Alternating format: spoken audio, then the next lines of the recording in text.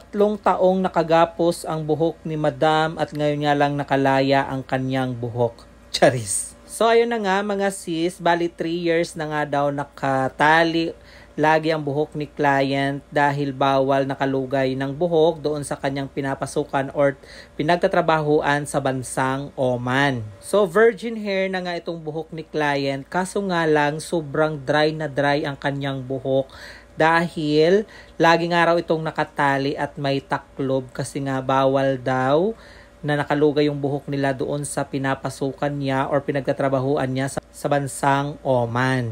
Nailulugay naman niya yung buhok niya kapag siya ay naliligo lang or kapag matutulog na. Pero kapag oras ng trabaho, lagi itong nakapuyod at may taklob na abaya. Alam nyo ba mga sis, hindi lahat ng virgin hair ay masarap ayusin or madaling ayusin. May mga virgin hair talaga din na minsan mahirap din siyang gawin lalong-lalo na kapag dry, gawa ng minsan mainit yung tubig na pinapangligo or laging nakatali na siyang nagkukos ng dryness din. So dito ay inumpisahan na naming gawin ang buhok ni client. Nag-apply kami ng rebonding cream number 1. From root to ends na yung aming application since virgin hair naman ito, then binabad muna namin at pre-process. After that, after ma-process ang rebonding cream 1, ay binanlawan namin siya ng pure water lang at sinisimulan na namin siya ditong i-blow dry. And by the way mga sis, ang ginamit namin na hair rebonding brand dito is Matrix Normal Variant. So, patutuyuin lang ito natin mga sis ng 100% dry. After that, ay ininext natin yung pag-hair iron. So, ito yung buhok ng ating client after natin siyang mapatuyo. So, as you can see, straight naman na siya. Kaso nga lang, as in, sobrang tigas ng ang hibla ng kanyang buhok at dry na dry.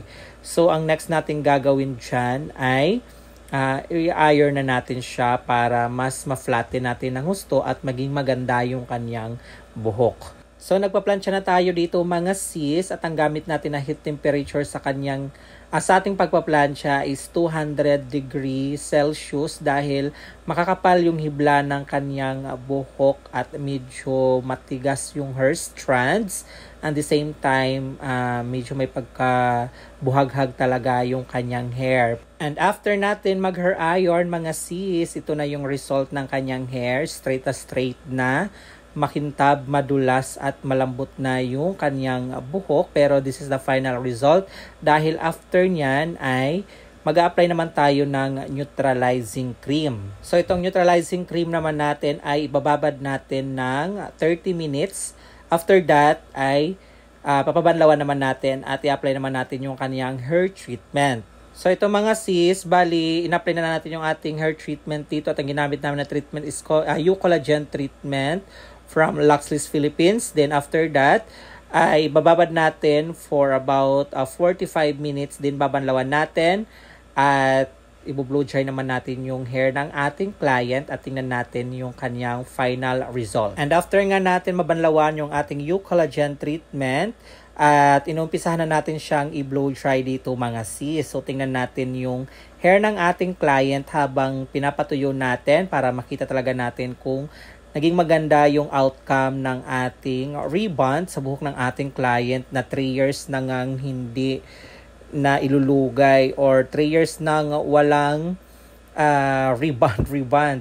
Sabi nga ng ating client, finally, after 3 years nang nakagapos ang kanyang buhok, makakatikim na rin ng rebond. So si client nga is kagagaling lang from Oman, bansang Oman, at bago siya umuwi ng province sa kanila, ay dumaan muna siya dito sa salon para nga ipaayos itong kanyang buhok. So sabi nga ni client, habang nasa ibang bansa nga daw siya, ay lagi niyang pinapanood yung ating mga video at sabi pa niya ay pag once nakauwi siya dito sa Pilipinas ay papagawa nga daw niya itong hair niya dito sa Athens. So ayan, shout out pala sa ating mga OFW kung nasaan man kayong dako ng bansa or nasaan man kayo dako ng mundo, mabuhay kayong lahat. At soon, pag nakauwi ka dito sa Pilipinas, daan din kayo dito sa aming salon, Charis.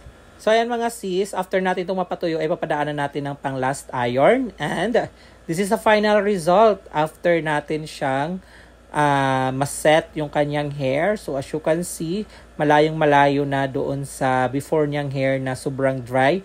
Dito ay super moisture na yung kanyang hair, makintab, straight na straight, at sobrang lambot talaga ng kanyang buhok. At tingnan naman natin yung kanyang after wash result naman mga sis na sinad niya sa atin after niyang mapaliguan yung kanyang buhok. And dito naman yung feedback na sinend sa atin ng ating client at yung video ng kanyang hair after ngang mapaliguan. So as you can see, straight na straight pa din ang kanyang hair, makintab at manageable. Talagang pang model na ng shampoo. Charis. At hanggang dito na lang po ang video nito. Thank you for watching. And please don't forget to follow our page, Charing, for more hair transformation. And this is Charing saying, have a great hair day always mga sisilab until our next video. Bye!